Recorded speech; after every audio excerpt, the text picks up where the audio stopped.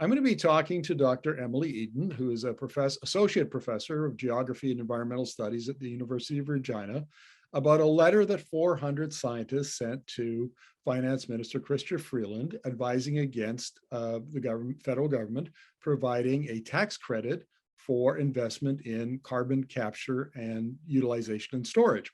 So welcome to the interview, Emily. Great, thanks for having me. Look, why did you and your other 6 other scientists, academics, wrote the letter with you, and you have 400 signatories? Why did you write the letter? Well, I think there's a growing recognition amongst Canadian academics and more broadly across the world that there's a need to transition off of fossil fuels.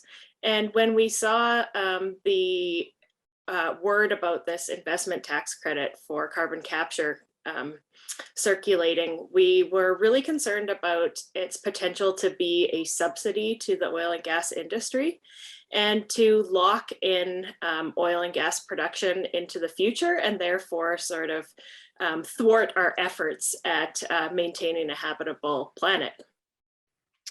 Oh, okay, fair enough. Now, I've been doing a number of interviews with experts on CCUS. And one of the points they make is that CCUS is great for some of the industries that are not easy to decarbonize, like steel and cement would be 2. And CCUS works best when you do it as a hub. So you invest in the infrastructure to, decarbonize a whole range of these these industries. And if you can get oil and gas in there, it's a fraction of the cost. And if the oil and gas eventually goes, demand declines, well, the companies pick up the cost of the stranded assets. So that would be one argument against your letter. How would you respond to that? Yeah, well, you're right that one of the only uses right now in the CCUS, so the utilization part of carbon capture, is in enhanced oil recovery. And so even if, we've heard that the minister has said that the ICT won't be available for enhanced oil recovery, but we know that once carbon is captured, the most readily available use for it is in enhanced oil recovery. So even if companies doing the EOR don't get the tax credit, we're worried that the companies who are doing the sequestration and getting the tax credit will be making captured carbon available for enhanced oil recovery. And we know that that's a net boost of oil production. We're not talking with enhanced oil recovery about maintaining or declining production of oil. Enhanced oil recovery allows us to get at oil that would otherwise not be reachable. So we see it again as, going, I don't want to also speak, I should say there's a diversity of people who've signed the letter, and not everybody thinks in the same way. And so I'll speak for myself on that one, but I think many of us see it as contrary to the interests of phasing out and having a managed decline of the oil and gas industry. Well, let me run you another hypothetical. Alberta Innovates, the provincial research agency, innovation agency, is about 2 or 3 years away from having a commercial process to turn oil sands bitumen into cheap carbon fiber, which then, of course, would go into electric vehicles and all sorts of other products. And so you could imagine a future where the oil sands, in fact, I've argued this in columns, so I'll put my position right out there. I've argued that the only future for the oil sands is a transition away from bitumen as feedstock for refineries and making it into fuel, to bitumen as feedstock for manufacturing, like carbon fiber. And if you can then capture the emissions from CCUS or reduce it in other ways, you could have a sustainable oil sands with all sorts of economic benefits. But if there's no tax credit for it, then that's not going to happen. So how would you respond to that argument? Well, there's all sorts of theoretical ideas about what could happen. And they are so far,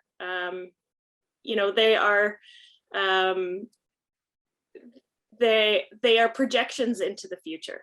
We know with the technologies that do exist, the carbon capture facilities that are actually existing and operating in the world today, that the vast majority of them are not working and not living up to the promises that they made. So I live in Saskatchewan. There's Boundary Dam 3 on a coal-fired electricity plant. We were promised at a $1.5 billion price tag that it would capture 90% of the emissions from that plant. In its 7 years of operation, in no single year has it lived up to that promise. And so I think what we're saying in the letter is, there are all sorts of potential pathways. We have technologies that are available today that will reduce emissions significantly, and we need to start implementing them. So if we're talking about where to invest and direct public dollars, we think that they should be invested and directed towards proven technologies that we know work and that we can implement today. The other things, may come along, and they may be good public investments at some point. But right now we have proven technologies for decarbonization. We want to invest in those. And so far, the things that the carbon capture industry is promising haven't panned out. So when we see maybe that, some of these facilities can deliver what they say that they, what they promise to deliver, maybe it'll be a different conversation. Well, just this morning, I happened to interview Samantha McCullough, who's the head of carbon capture and utilization and storage for the International Energy Agency.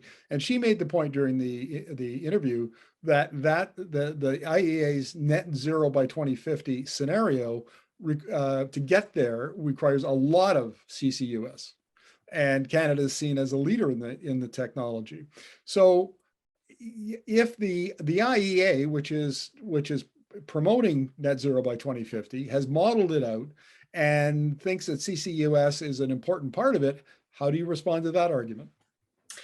It may well be a very important part, but as we need an assurance that this tax credit isn't going to be primarily benefiting the oil and gas industry and locking us into further oil and gas production. So the IEA's scenarios all promise a decline in oil production, right? And not an increase. And so, if it's possible to design a tax credit that excludes locking in any new infrastructure for oil and gas, and that is actually consistent with an IEA path towards net zero, where oil production in this country, which is responsible for a huge number of our emissions, where that is declining rapidly enough to meet our Paris Agreement targets, but probably even more than that, considering what we know we need to do as a wealthier country that has historically benefited from the use of fossil fuels, then, I think that that's a conversation that can be had, right? So I think the letter is really talking about what is the best use of our public resources right now. And it's, the letter does say later on that if there is to be an investment tax credit, it should be in the sectors that are very difficult to decarbonize, where there are no current alternatives, right? So I wouldn't read the letter as a whole scale write-off of carbon capture, utilization, and storage, but certainly it is strong on the point that it should not be used to lock in further oil and gas production. Now, I've been a little bit of a devil's advocate here because I wanted to get your response to the sort of the counter argument to your letter. But let me tell you where I do agree on a couple of fronts. And one is, I just wrote a column last week arguing that one of the things that hasn't been done, as far as anyone can see, is there's no public release of modeling. I mean, if you don't model the future where, demand for oil drops from its current level of 100 million barrels a day to 75 and then 50, maybe to to 25 and can Canadian oil and gas compete, why would you subsidize infrastructure for an oil and gas industry that could go broke in the 2030s or 2040s? You know, Especially, now, yeah. if you're going to make that kind of public money available, you should at least do the analysis, do the modeling to justify it. And we seem to be, you know, the federal government seems to be plowing ahead with this based on the assurances from the industry that, yeah, we'll be around in 2050. Right. That's And pretty weak sauce. I think so. And especially since Canadian oil is very emissions intensive, if we compare it to other jurisdictions, oil coming from other jurisdictions and reservoirs, it's also expensive to get. It is far underground. All of these things mean that, you know, if the world is serious about decarbonization and phasing out fossil fuels, Canada probably isn't going to be one of the last producers. And so again, why invest public money in an infrastructure designed to, you know, allow the industry to be around into the future? Yes, because essentially an investment tax credit, and we should point out that the oil sands alone has asked the government for $50 billion. And that doesn't include the oil production in Saskatchewan. It doesn't include conventional oil production in Alberta. It doesn't include offshore oil production in Newfoundland. So, you know, I don't know how big the bill would be if you're going to apply CCUS to all of that, but it, you know, would be a big bill. I think we can all agree on that. And why you would do all of that, why you would even contemplate that without some really thorough analysis and public discussion is that's a bit of a mystery to me. I mean, this is seems to be a deal cut behind closed doors between the industry and you know, not only Minister Freeland, but also Natural Resources Minister Jonathan Wilkinson and Environment Minister Stephen Guilbeault. And it just seems to be a done deal. And when are we gonna have a chance to discuss this and analyze it? I think that, yeah, I think that that's right. But I think that there's one thing you missed there, and that is blue hydrogen. There's, you know, there's strong speculation that this is really an investment tax credit for blue hydrogen to allow Canada's natural gas industry to continue to grow. And then to be converted into hydrogen. And then for it to have any sort of green veneer, it needs to then be captured and put underground. So I think that's another big interest driving this. Well, I would certainly agree with you that we haven't talked about it yet, but that is, and there are synergies here that need to be considered. For instance, I did an interview with Professor Kent Fellows, an economist at the University of Calgary, about using blue hydrogen to, you know, so you basically, when you have excess wind and solar electricity, it's really cheap. You run the blue hydrogen plant, and then you take that hydrogen and store it underground in salt caverns. And then when, you know, the sun isn't shining and the wind isn't blowing, then you run that back through the natural gas turbines or turbines that are currently being used in gas plants. You convert them to hydrogen.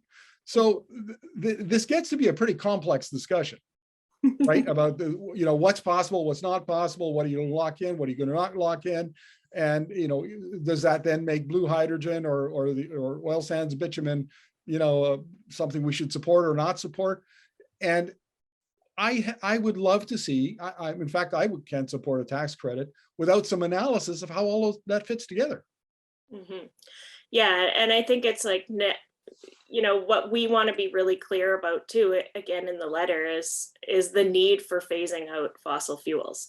And I think that's a message that the public is on board with. I think people instinctively know that this needs to happen. And the message can get very confusing with all of these, again, speculative, non-modeled scenarios, right? I would agree. And Emily, thank you very much for this. It's been a very interesting conversation. Really appreciate your insights. Thanks for having me today.